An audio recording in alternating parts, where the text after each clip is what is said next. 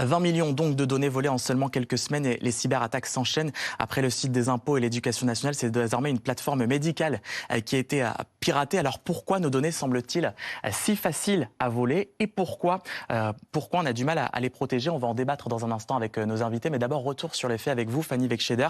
Vous avez dressé un bilan des toutes récentes cyberattaques et elles sont nombreuses. Oui, elles sont nombreuses en effet. Rien que depuis le début de cette année 2026, donc ça fait à peine 8 mois, ce sont 957 sites qui ont été piratés, 1148 types de données, que ce soit des données par exemple d'état civil, numéro de compte, RIB, etc.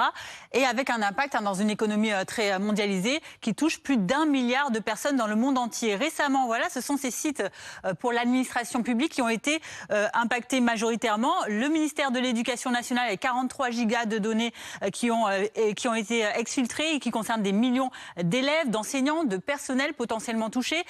Du côté des impôts, il y a ces 2 millions de propriétaires immobiliers et fonciers qui ont récemment été aussi concernés par des fuites de données. Ou encore le 12 août, donc cette fameuse fuite aux impôts également d'informations qui ont concerné plus de 678 000 comptes de données fiscales jugées sensibles. Ça, c'est pour l'administration publique, mais il y a également très récemment encore, je vous ai donné quelques exemples ici, d'autres sites de grandes entreprises, de grandes institutions qui ont été piratées.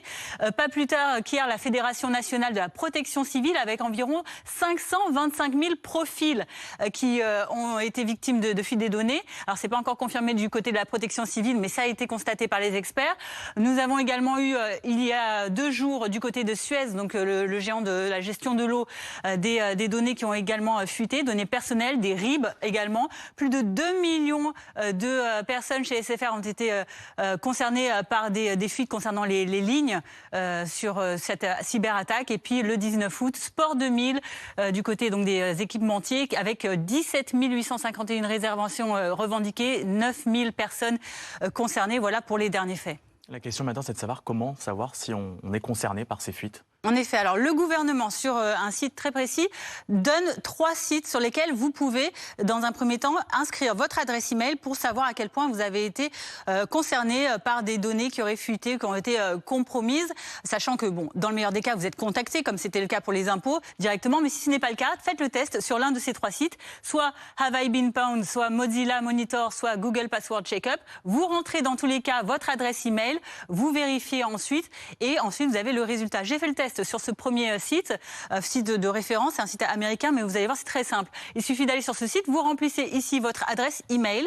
Pour mon cas personnel, regardez, j'ai tout de suite eu le résultat. J'étais concernée par 9 compromissions de mes comptes à travers cette adresse email dans tout mon historique, on va dire, en ligne. Et dans le détail, les plus récents, par exemple, eh bien, il y a eu en 2021, sur mon compte Twitter, plusieurs données qui ont été compromises. L'adresse email, mon nom, des données de nom de profil également, ou encore sur mon compte Deezer de musique également, ma date de naissance, mon adresse email, mon genre, mon nom, mon adresse IP, tout ce genre de...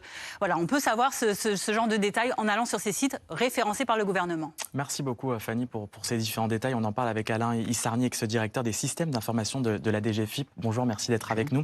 Et Guillaume Gralet, rédacteur en chef tech et sciences au point et auteur de ce livre Pionnier, voyage aux frontières de l'intelligence artificielle. Ça paraît assez fou, ce que nous disait à l'instant Fanny, c'est millions de données qui ont été volées en l'espace seulement de quelques semaines. Et puis le test qu'elle a fait, ça montre tout simplement qu'en fait, on est tous concernés par cette fuite. Oui, on est tous concernés et de manière très concrète. Fanny l'a bien donné, bien sûr sa date de naissance, son numéro IP.